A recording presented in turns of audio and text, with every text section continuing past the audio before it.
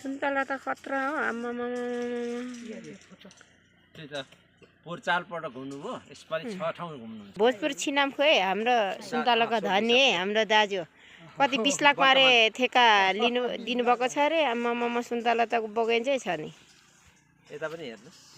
यता यता एकपल्ट लाउँछु अघि थियो नि राम्रो भिडियो बनाएको त भएन छ त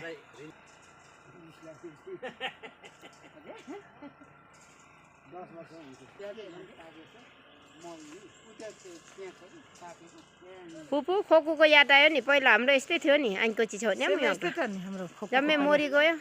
अहिले भोजपुर छिनाम छैन सबै मरि गयो भोजपुर छिनामकोमा यति साह्रो रहेछ अन्त नि